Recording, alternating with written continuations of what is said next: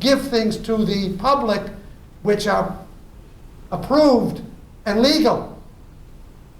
So tell me we are in a struggle in this country, not only internationally, but here at home. These little things, and I can mention 10 different things where we're in struggle with on that count. It's something that doesn't come free. We have these questions which I've raised here. Does freedom for some threaten freedom for all? Sure it does. Does total freedom lead to anarchy? You know, you can't have total freedom, can you? Can you really have total freedom? No. Well, if you have total freedom, then you want that chair, you throw the woman out of that chair. You're free to do that, right? But there are consequences for doing it, aren't there? There are laws that prevent you from doing that. So total freedom, which the far left wants, is anarchy. No government, no laws. Do what you want.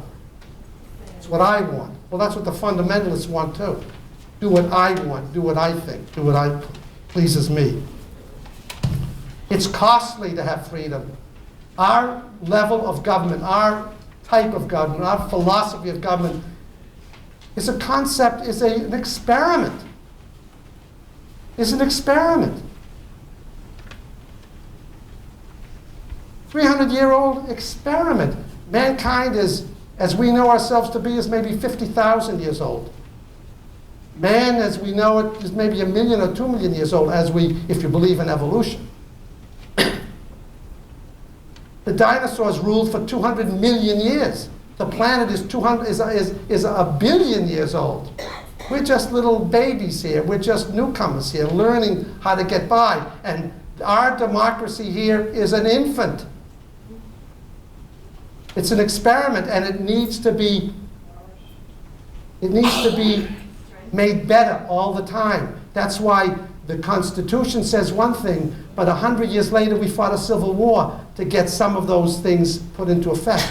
And then even later than that, women got their freedom. As a matter of fact, we have an act, the Equal Rights Act, which was proposed in 1972, has still not made it into the Constitution, giving women total equal rights. Still has not been passed by 3/4 of the states in this country to give total freedom.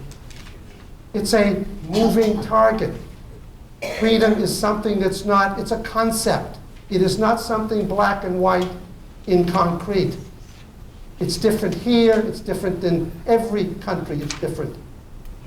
In every society, it's different. But it's more for each of us who are average people. We're not all average, we're all above average, right? But every person in this country has the opportunity to be free. Freer than anywhere else.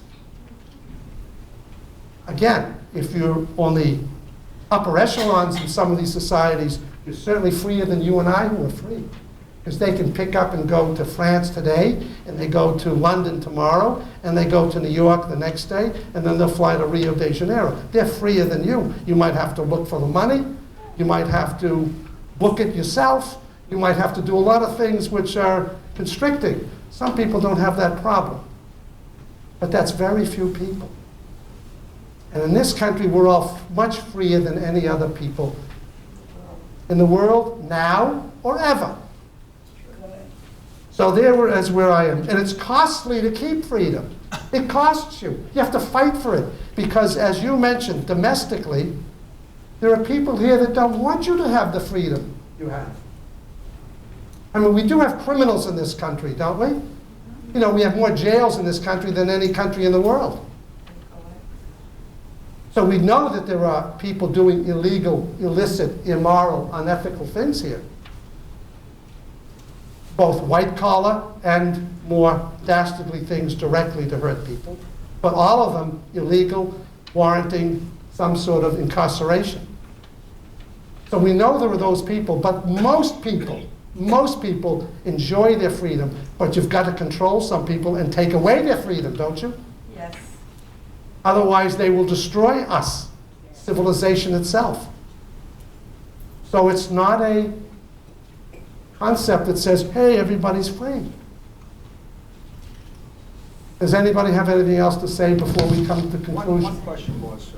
May I? Yes? You just mentioned a list of possibilities where we're losing our freedom, airplane searches and so forth, abortion and what have you.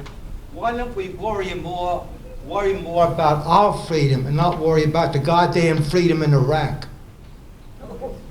Well, you're entitled to your opinion. That's the reason I conduct these talks, for you to give your opinions. You're entitled to your opinion, sir. Yes, sir. I am not a public official. I am an individual who has strong ideas on certain things and like to expound on them, and that's my opinion. You're allowed to have your opinion. You seem to be an apologist for Bush. That's in my viewpoint. Well, if I may, sir, Yes, sir. with all due respect, I've seen you here 10 times. You always say the same thing. So I It hasn't can't... changed. It hasn't changed a bit. You haven't changed, correct. I have never apologized for President Bush. Thank you. Anybody else? Yes, ma'am. About the freedom to die for capital punishment. Capital punishment, yes. Is that a freedom? Or is it a lack of freedom? Other countries, all the Western civilizations do not have capital punishment. But that is I don't think that's a freedom issue. I think it's a religious issue in most people's minds, and it's a philosophical reason, but it's not to me. To me, it's not an issue to debate about freedom. I mean, if somebody is a killer who kills cold-bloodedly people, I personally vouch for, You're in favor. I'm in favor of capital punishment. But it's not a deterrent. That's, Be opposed. it's whatever you choose. It It has nothing to do with freedom. No, but I think it's about that. Yes? Can you justify America getting into this war against Iraq, wait a second, even though we had no reliable intelligence to do so at that time? You've already raised the issue of Iraq. No. Yes. Well, no. And there's you're a lot raising it more- again, There's a lot and more I to will talk tell- about. I You tell- can't I- just dismiss it that I- fast. Sir, I agree with you. They lied about getting into war with Iraq. Who lied? The government, President Bush. He did.